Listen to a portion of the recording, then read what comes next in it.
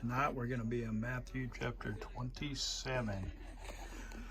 When morning came, all the chief priests and the elders of the people plotted against Jesus to put him to death. And when they had bound him, they led him away and delivered him to Pontius Pilate, the governor. Then Judas, his betrayer, seeing that he had been condemned, was remorseful and brought back the 30 pieces of silver to the chief priests and elders, saying, I have sinned by betraying innocent blood. And they said, What is that to us? You see to it. Then he threw down the pieces of silver in the temple and departed, and went and hanged himself. But the chief priest took the silver pieces and said, It is not unlawful to put them into the treasury, because they are the price of blood. And they consulted together and brought with them the potter's field to bury strangers in. Therefore that field has been called the field of blood to this day. Then was fulfilled what was spoken by Jeremiah the prophet, saying, And they took the 30 pieces of silver, the value of him who was priced, whom they of the children of Israel priced, and gave them for the potter's field, as the Lord directed me. Now Jesus stood before the governor, and the governor asked him, saying, Are you the king of the Jews? Jesus said to him, It is as you say. And while he was being accused by the chief priests and the elders, he answered nothing. Then Pilate said to him, Do you not hear how many things they testify against you? But he answered him not one word, so that the governor marveled greatly. Now at the feast of the governor was accustomed to releasing to the multitude one prisoner whom they wished. And at that time they had a notorious prisoner called Barabbas.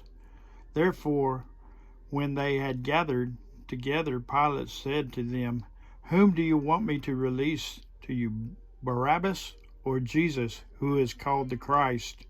For he knew that they had handed him over because of envy. While he was sitting on the judgment seat, his wife sent to him, saying, Have nothing to do with that just man, for I have suffered many things today in a dream because of him. But the chief priests and elders persuaded the multitudes that they should ask Barabbas for Barabbas and destroy Jesus. The governor answered and said to them, Which of the two do you want me to release to you? They said, Barabbas. Pilate said to him, What then shall I do with Jesus, who is called the Christ? They all said to him, Let him be crucified. Then the governor said, Why, what evil has he done? But they cried out all the more, saying, Let him be crucified. When Pilate saw that he could not prevail at all, but rather that the tormenting was rising, he took water and washed his hands before the multitude, saying, I am innocent of the blood of this just person. You see to it. And all the people answered and said, His blood be on us and on your children. Then he released Barabbas to them. And when he had scourged Jesus, he delivered him to be crucified. Then the soldiers of the governor took Jesus into the praetorium and gathered the whole garrison around him. And they stripped him and put him in scarlet robe on him. And when they had twisted a crown of thorns, they put it on his head, and a reed in his right hand. And they bowed and kneed before him and mocked him, saying, Hail, King of the Jews! Then they spat on him and took the reed and struck him on the head. And when they had mocked him, they took the robe off him and put on his own clothes on him and led him away to be crucified. Now as they came out, they found a man from Syrian, Simon by name, him they compelled to bear his cross. And when they had come to the place called Golgotha, that is to say, place of the skull, they gave him sour wine mingled with a gall to drink. But when he had tasted it, he would not drink. Then they crucified him and divided his garments, casting lots, that it might be fulfilled which was spoken by the prophet. They divide my garments among them, and for my clothing they cast lots. Sitting down, they kept watch over him there, and they put up over his head an accusation written against him, "This is the King of the Jews." The two robbers were crucified with him, one on the right and one on the left. And those who passed by blasphemed him, wagging their heads and saying, "You who destroy the temple and build it in 3 days, save yourself if you're the Son of God. Come down from that cross." Likewise the chief priest also, mocking with the scribes and elders, said, "He saved others, himself he cannot save. If he is the King of Israel, let him now come down from the cross, and we will believe him. He trusted in God. Let him deliver him now, if he will have him. For he said, I am the Son of God." Even robbers who were crucified with him veiled him with the same thing. Now, from the 6th hour until the 9th hour, there was darkness over the land. And about the 9th hour, Jesus cried out with a loud voice, "Allah, Allah, lama sabachthani," that is, my God, why have you forsaken me?"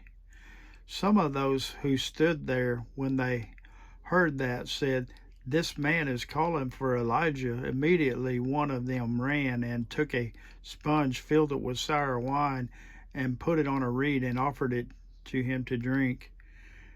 The rest said, "Let him alone. Let us see if Elijah will come to save him." And Jesus cried out again with a loud voice and yielded up his spirit. Then behold, the veil of the temple was torn in two from top to bottom, and the earth quaked, and the rocks were split, and the graves were opened, and many bodies of the saints who had fallen asleep were raised. And coming out of the graves after his resurrection, they went into the holy city and appeared to many. So when the centurion and those with him who were guarding Jesus saw the earthquake and the things that had happened, they feared greatly, saying, "Truly this was the Son of God." And many women who followed Jesus from Galilee, ministering to him, were there looking on from afar, among whom were Mary Magdalene, Mary, the mother of James and Joseph, and the mother of Zebedee's sons. Now, when the evening had come, came a rich man from Arimathea named Joseph, who himself had also become a disciple of Jesus. This man went to Pilate and asked for the body of Jesus. Then Pilate commanded the body to be given to him. When Joseph had taken the body, he had wrapped it in a clean linen cloth and laid it in his new tomb, which he had hewn out of the rock. And he rolled a large stone against the door of the tomb and departed. And Mary Magdalene was there, and the other Mary sitting opposite of the tomb. On the next day, which followed the day of the preparation, the chief priests and the Pharisees gathered together Pilate, saying, "Sir, we remember while he was still alive how that that deceiver said, 'After 3 days I will rise.' Therefore command that the tomb be made secure until the 3rd day, lest his disciples come by night and steal him away, and say to the people, 'He has risen from the dead.' So the last deception will be the worst than the first." Pilate said to them, "You have a guard. Go your way and make it as secure as you know how." So they went and made the tomb secure, sealing the stone and setting the guard. Amen.